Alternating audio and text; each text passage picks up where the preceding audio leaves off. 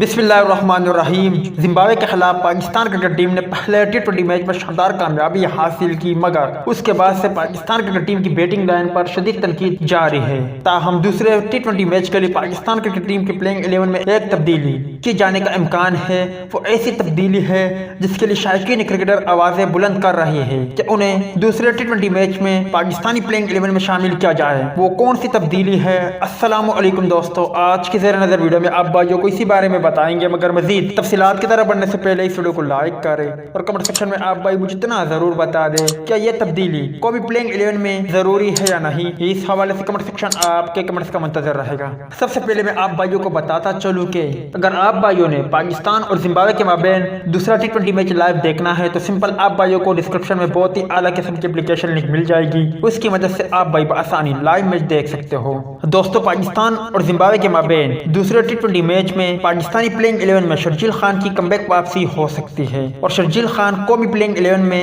ہمیں کھیلتے ہوئے دیکھ سکتے ہیں، مگر اب سوال یہ ہے کہ آخر کس کھلاڑی کو بٹا کر ان کی جگہ شرجیل خان کو قومی پلیئنگ 11 میں شامل کیا جا سکتا ہے؟ تو اس کا جواب ہے کہ حیدر علی کو بٹا کر ان کی جگہ قومی پلیئنگ 11 میں شرجیل خان کو شامل کیا جا سکتا ہے، یا پھر اس کے علاوہ دانش عزیز کی جگہ قومی پلیئنگ 11 میں شرجیل خان کو شامل کیا جا سکتا ہے، کیونکہ پہلے ٹی20 میچ میں حیدر علی کی بات کرے تو انہوں نے 5 رن بنائے تھے، جبکہ دانش عزیز کی بات کرے تو انہوں نے 11 گیندوں کا سامنا کرتے ہوئے 15 رن بنائے اور اس دوران دانش عزیز کو 2 چانس بھی ملے تھے۔ اب اسی بنا پر دانش عزیز یا حیدر علی کی جگہ قومی پلیئنگ 11 میں شرجیل خان کو شامل کیا جا سکتا ہے اور باقی وہی پلیئنگ 11 برقرار رہے گی جو پہلے ٹی20 میچ میں شامل تھی، جیسے کہ محمد رضوان، بابر اعظم، فخر زمان، محمد حفیظ، دانش عزیز، حیدر علی میں سے کسی ایک کو بٹا کر ان کی جگہ شرجیل خان کو شامل کیا جائے۔ فہیم اشرف، محمد نواز، عثمان قادر، محمد حسنین اور حارث روف پر مشتمل ہوگی۔